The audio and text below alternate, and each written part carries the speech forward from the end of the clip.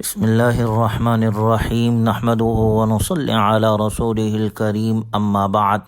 سیرت النبی صلی اللہ علیہ وسلم کے مدنی دور کا درس نمبر 72 غسیل الملائکہ اور دیگر شہدائے احد سے متعلق ہے۔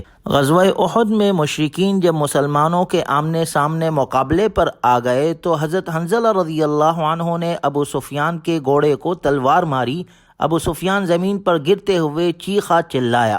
حضرت حنظلہ رضی اللہ عنہ اسے ذبح کرنے والے ہی تھے کہ اسی وقت شداد بن اسود پہنچ گیا۔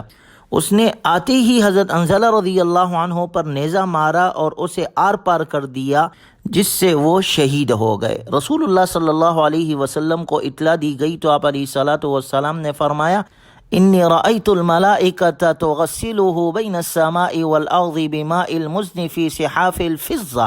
میں نے دیکھا ہے کہ فرشتے حنظلہ رضی اللہ عنہ کو چاندی کے برتنوں میں آسمان اور زمین کے درمیان بادلوں کے پانی سے غسل دے رہے ہیں۔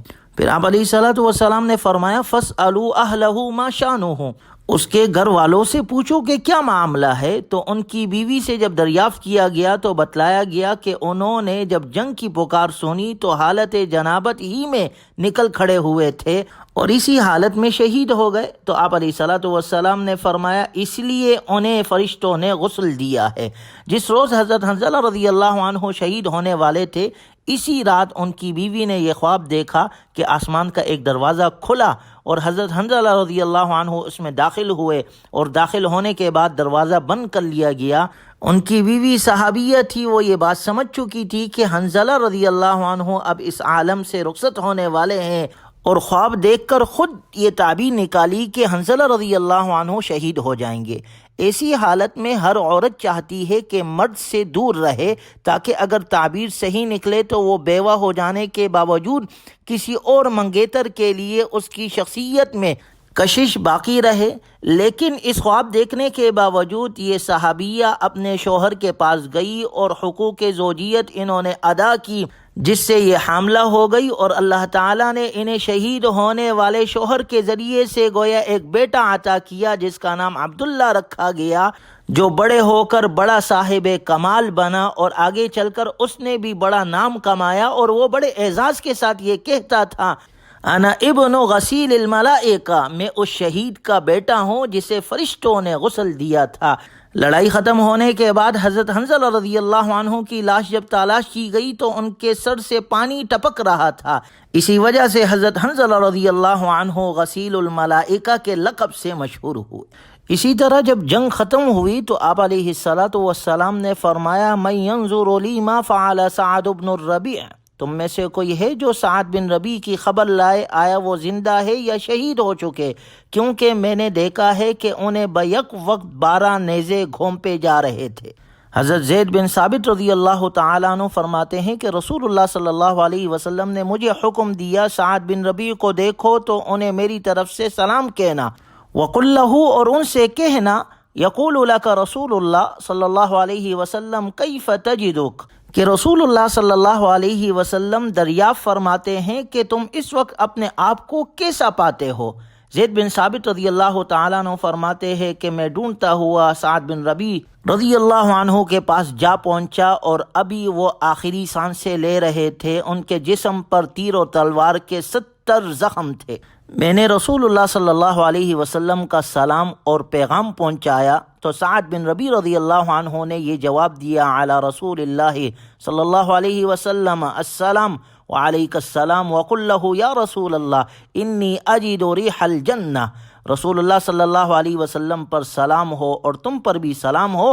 رسول اللہ صلی اللہ علیہ وسلم کی خدمت میں میرا یہ پیغام پہنچا دینا، میں اس وقت جنت کی خوشبو سونگھ رہا ہوں۔ وقل لقوم الانصار، اور میری قوم انصار سے کہہ دینا، لا عذر لکم عند اللہ ان یخلص الی رسول اللہ صلی اللہ علیہ وسلم، اگر رسول اللہ صلی اللہ علیہ وسلم کو کوئی ادنا سی تکلیف بھی پہنچی اور تم میں سے ایک آنکھ بھی دیکھنے والی موجود ہو تو خوب جان لو کہ اللہ کے ہاں تمہارا کوئی عذر قبول نہیں ہوگا۔ ابھی یہ الفاظ کہے ہی تھے کہ سعد بن ربیع رضی اللہ تعالی عنہ کی روح پرواز کر گئی۔ ایک دوسری روایت میں ہے کہ سعد بن ربیع رضی اللہ تعالی عنہ نے کہا کہ رسول اللہ صلی اللہ علیہ وسلم کی خدمت میں یہ اطلاع پہنچا دینا کہ میں اس وقت مر رہا ہوں، یعنی موت کی حالت ہے۔ کہنے لگے سلام کے بعد میری طرف سے یہ عرض کر دینا کہ سعد کہتا تھا اے اللہ کے رسول، اللہ تعالیٰ آپ کو ہماری طرف سے اور پوری امت کی طرف سے خوب تر جزا دے، جزاک اللہ عنا وعن جمیع الامت خیرا۔ اللہ تعالی ہماری طرف سے اور پوری امت کی طرف سے آپ کو جزائے خیر دے، کیونکہ آپ نے ہمیں حق کا راستہ بتایا ہے۔ چنانچہ ابن عبد البر کی روایت میں حضرت ابی بن کعب رضی اللہ عنہ سے مروی ہے کہ میں واپس آیا اور حضرت سعد بن ربیع رضی اللہ عنہ کی یہ ساری باتیں رسول اللہ صلی اللہ علیہ وسلم کے خدمت میں گوش گزار کر دی تو آپ علیہ الصلاۃ والسلام نے ارشاد فرمایا رحمہ اللہ نصح للہ ولرسولہ حیا ومیتا، اللہ اس پر رحمت فرمائے، اللہ اور اس کے رسول کا خیرخواہ اور وفادار رہا زندگی میں بھی اور مرتے وقت بھی، یعنی وہ زندگی میں بھی اور مرتے وقت بھی اللہ اور اس کے رسول صلی اللہ علیہ وسلم کا خیرخواہ اور وفادار رہا۔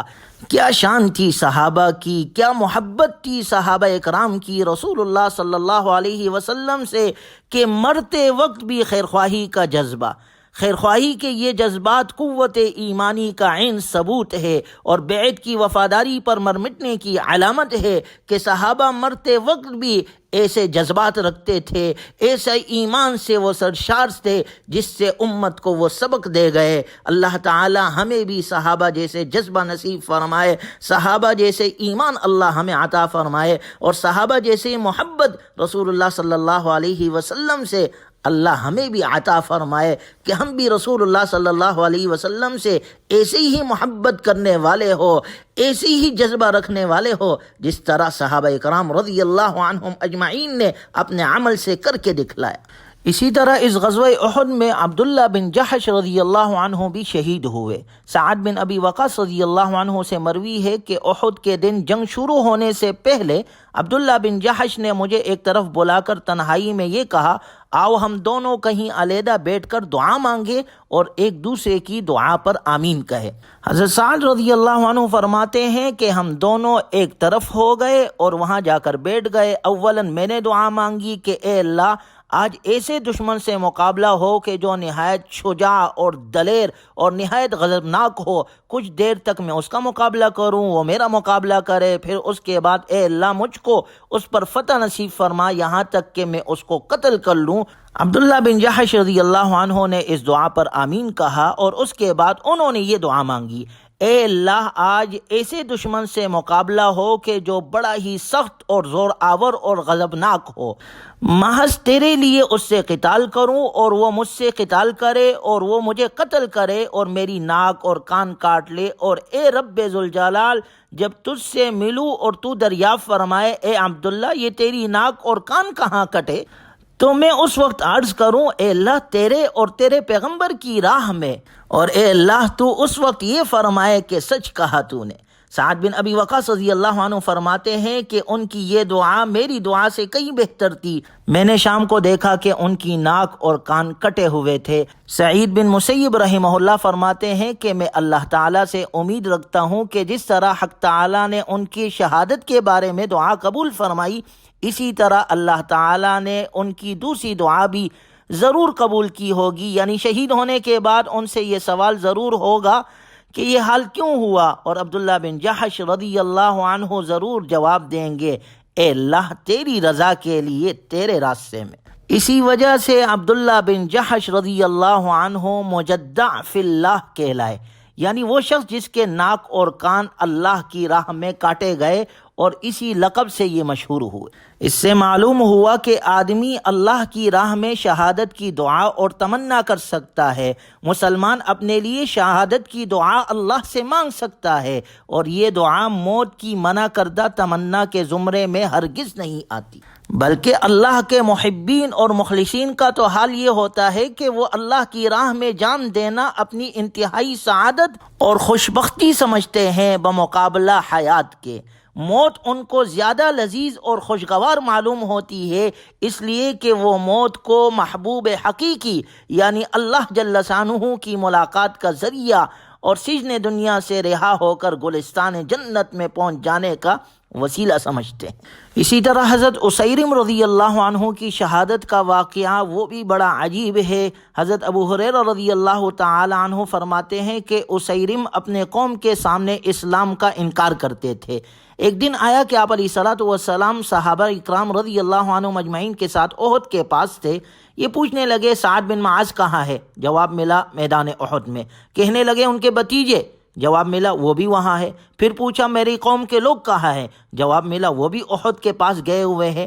چنانچہ ان کے دل میں بھی قبول اسلام کا جذبہ پیدا ہوا اور وہی مسلمان ہو گئے، اور مسلمان ہوتے ہی اپنی تلوار، نیزہ اور زرہ لی گھوڑے پر سوار ہوئے اور میدان جنگ احد میں پہنچ گئے۔ جب لوگوں نے انہیں دیکھا تو کہنے لگے اے عمر، ان کا نام عمر تھا، ہم سے الگ رہو۔ وہ بولے میں ایمان لا چکا ہوں۔ چنانچہ پھر جنگ میں شریک ہوئے اور زخموں سے یہ لہو لہان ہو گئے۔ بنو عبد الاشہل جنگ میں کام آنے والے اپنے مقتولین تلاش کرتے کرتے اچانک ان کے پاس جا پہنچے۔ انہیں دیکھا تو کہنے لگے اللہ کی قسم یہ تو اسیرم ہے، یہ یہاں کیا لینے آیا تھا؟ ہم تو اسے اس حال میں چھوڑ کر آئے تھے کہ یہ اس دین کا انکاری تھا۔ انہوں نے اس سے دریافت کیا تم یہاں کیسے؟ اپنی قوم کی محبت میں آئے ہو یا اسلام کی رغبت تمہیں یہاں کھینچ لائی ہے؟ کہنے لگے اسلام کی رغبت لیے ہوئے آیا ہوں، میں اللہ تعالیٰ اور اللہ کے رسول صلی اللہ علیہ وسلم پر ایمان لا چکا ہوں۔ اسلام لانے کے بعد میں نے تلوار تھامی اور آپ علیہ الصلوۃ والسلام کے ہمراہ صبح ہی آ گیا تھا۔ پھر میں نے دشمنان اسلام کے ساتھ جنگ کی اور اب میری حالت تمہارے سامنے ہے۔ اگر میں مر جاؤں تو میرا مال آپ علیہ الصلوۃ والسلام کا ہے، آپ جیسا چاہے کام میں لائے۔ انہوں نے آ کر یہ قصہ رسول اللہ صلی اللہ علیہ وسلم کے گوش گزار کیا تو آپ علیہ الصلوۃ والسلام نے فرمایا انہ من اہل الجنہ، وہ اہل جنت میں سے ہے۔ یہاں ایک سوال پیدا ہوا کہ اسیرم نے ایک بھی نماز نہیں پڑھی، پھر بھی وہ جنت میں کیسے داخل ہو گیا؟ آپ علیہ الصلوۃ والسلام نے فرمایا عمل یسیرا واجر کثیرا، عمل تھوڑا کیا مگر اجر بہت پایا۔ حضرت ابو ہریرہ رضی اللہ عنہ نے لوگوں سے ایک مرتبہ پوچھا ایسے جنتی کا نام بتاؤ جس نے ایک نماز بھی نہیں پڑھی، اس کے باوجود وہ جنتی ہے۔ لوگوں نے کہا آپ ہی فرما دیجئے۔ تو حضرت ابو ہریرہ رضی اللہ عنہ نے فرمایا وہ اسیرم رضی اللہ عنہ ہے جو بنو عبد الاشہل میں سے تھے، جو اسلام لاتے ہی میدان جہاد میں گئے اور انہوں نے جہاد کیا اور جام شہادت نوش کیا۔ دیگر صحابہ اکرام جو غزوہ احد میں شہید ہوئے اس کا ذکر انشاءاللہ اگلے درس میں کیا جائے گا۔ اللہ تبارک و تعالی ہمیں بھی شہادت نصیب فرمائے اور شہیدوں کے نقش و قدم پر اللہ ہمیں چلنے کی توفیق عطا فرمائے۔ وآخر دعوانا ان الحمد للہ رب العالمین۔